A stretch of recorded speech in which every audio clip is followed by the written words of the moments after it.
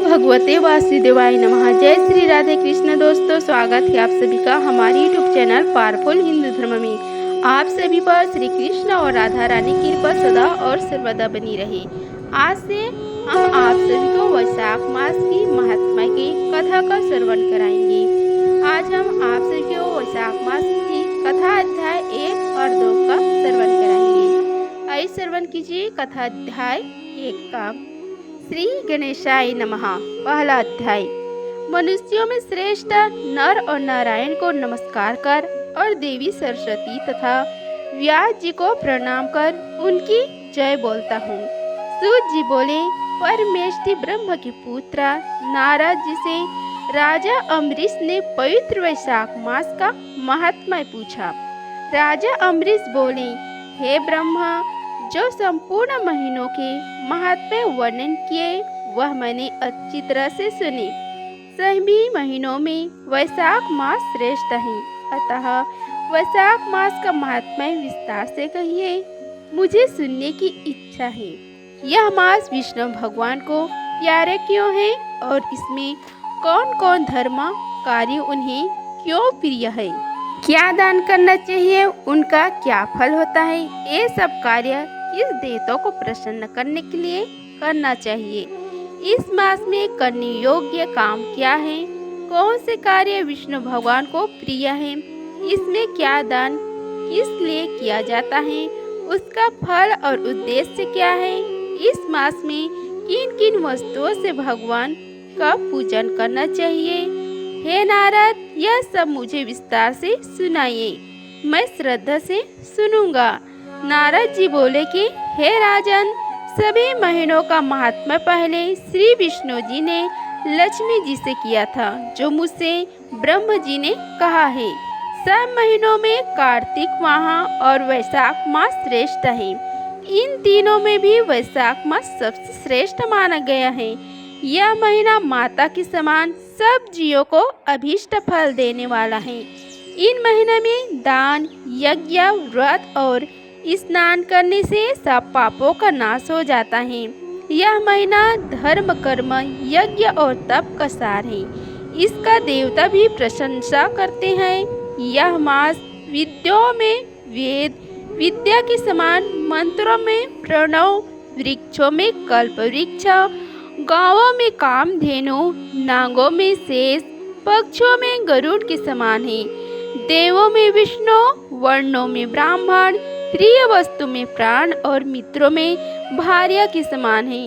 नदियों में गंगा के समान, तेजस्वियों में सूर्य, शास्त्रों में चक्र, धातुओं में सुवर्ण, वैष्णव में शिव जी के समान, रत्नों में कौस्तुभ मणि तुल्य धर्म के लिए सबसे उत्तम मास है।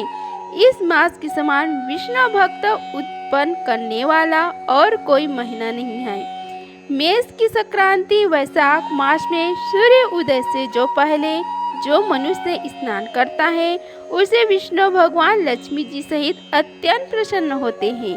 जैसे अन्न से सब प्राणी प्रसन्न होते हैं, वैसे ही वैशाख स्नान से निसंदेह विष्णु भगवान प्रसन्न होते हैं। वैशाख स्नान करने वाले मनुष्य और जो उनका अनुमोदन करते हैं, वह भी सब पापों से छूटकर विष्णु लोक जाता है।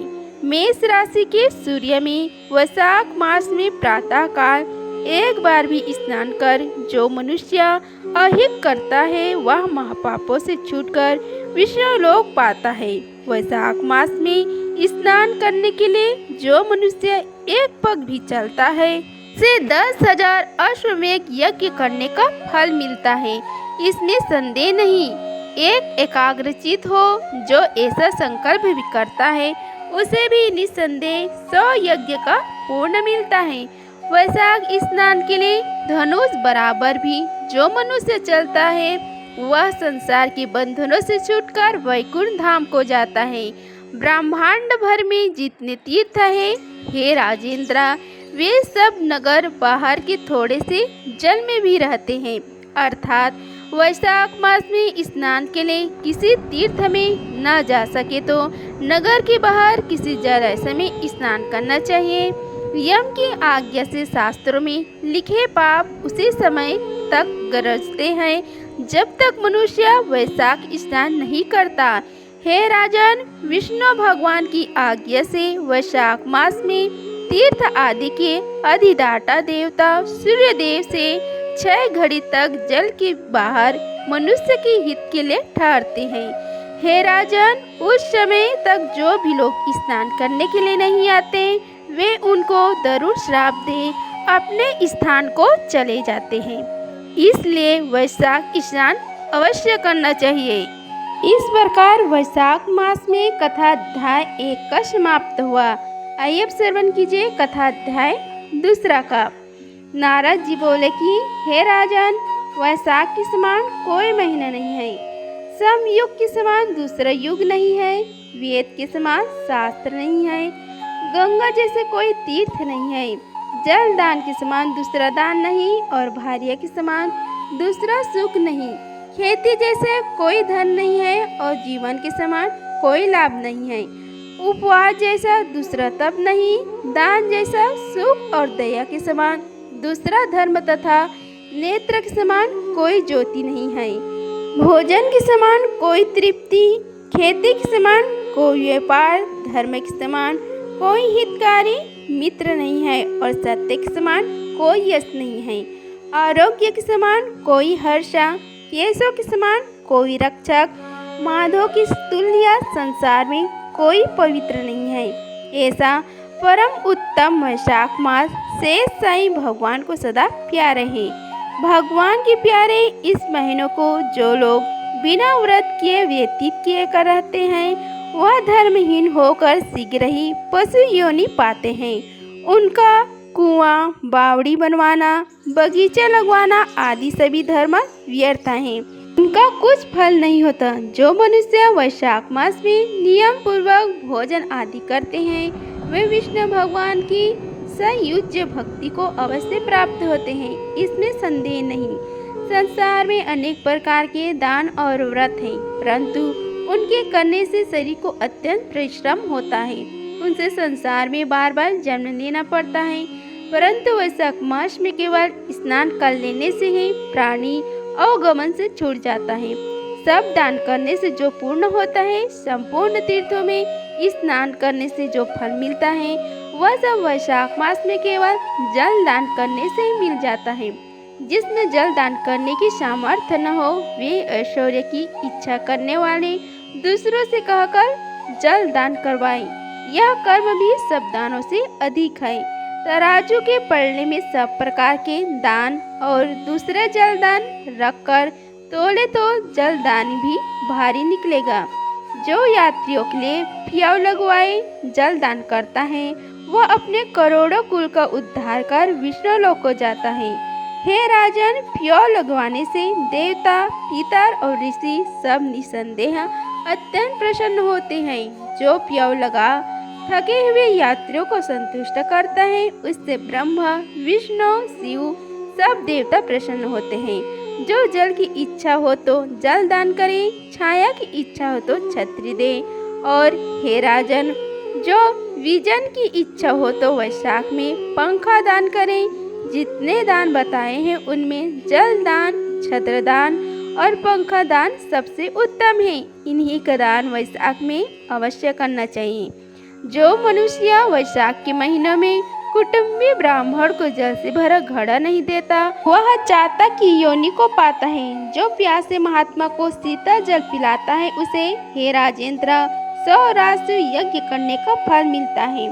जो धूप, परिश्रम और पसीना से व्याकुल ब्राह्मण को पंखा से हवा करता है, वह सब पापों से रहित हो गरुड़ के समान हो जाता है। जो मनुष्य वैशाख मास में ब्राह्मण को पंखा नहीं देता, वह अनेक प्रकार के वात रोगों से पीड़ित हो नरक को भोगता है। जो थके ब्राह्मण की वस्त्र से हवा करता है, वह सब पापों से छूट विष्णु भगवान की सायुज्य मुक्ति पाता है। जो शुद्ध मन से ताड़ का पंखा दान करते हैं, वे सब पापों से छूट विष्णु लोक को जाते हैं। तुरंत श्रम दूर करने वाला पंखे का दान नहीं करने वाले अनेक प्रकार की यातनाएं भोगकर संसार में पापी होते हैं। हे राजेंद्र, आध्यात्मिक दुख की शांति निमित्त वैशाख मास में छत्री का दान करना चाहिए।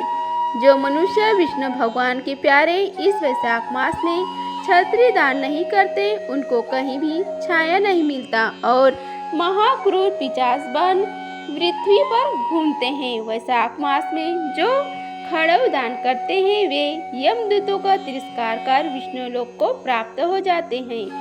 जो वैशाख मास में जूता का दान करते हैं उन्हें नरक की यातना नहीं भोगनी पड़ती, न उसे संसार के दुख सताते हैं। ब्राह्मण के याचना करने पर खड़ग करने वाले पृथ्वी पर करोड़ जन्म तक राजा होता है। जो मार्ग में श्रम को दूर करने के लिए स्थान बनवाता है उनका फल वर्णन करने में ब्रह्म असमर्थ है। दोपहर को जो कोई अतिथि या ब्राह्मण मिले उसको भोजन कराने का फल ब्रह्म जी भी वर्णन नहीं कर सकते। हे राजन, अन्नदान मनुष्य को तत्काल तृप्ति करने वाला है। संसार में अन्नदान के समान कोई दान नहीं। जो मनुष्य मार्ग से थके हुए ब्राह्मण को आश्रय देता है उसके पूर्ण करने की ब्रह्म भी असमर्थ नहीं है। भूखे मनुष्य को स्त्री, पुत्र, घर, वस्त्र, अलंकार, आभूषण कुछ भी अच्छे नहीं लगते। पेट भरने पर ही सब अच्छे लगते हैं। इसलिए अन्नदान के समान न कुछ हुआ है न आगे होगा। जो वैशाख में थके हुए ब्राह्मण को अन्नदान नहीं देता वह पिशाच बनकर पृथ्वी पर अपना ही मांस खाता फिरता है। इसलिए ब्राह्मण को यथाशक्ति अन्न देना उचित है। हे राजन, अन्नदाता माता पिता को भी भुला देती है। वह दानी ही हो अपना सर्वस्व समझने लगता है। इससे त्रिलोक में सब अन्न की ही प्रशंसा करते हैं। माता पिता तो केवल जन्म देते हैं परंतु पंडित लोग संसार में अन्न के दानी को ही पिता कहते हैं। हे राजन, अन्नदाता में सब धर्म निवास करते हैं। इस प्रकार वैशाख मास में कथा अध्याय 2 का समाप्त हुआ। बोलो श्री कृष्ण भगवान की जय, विष्णु भगवान की जय। अगर आप सभी को यह वीडियो अच्छी लगी होगी तो वीडियो को लाइक कीजिए, चैनल को सब्सक्राइब कीजिए और कमेंट बॉक्स में जय श्री हरि लिखिए। धन्यवाद। मिलते हैं अगले वीडियो में, तब तक के लिए जय श्री राधे कृष्णा।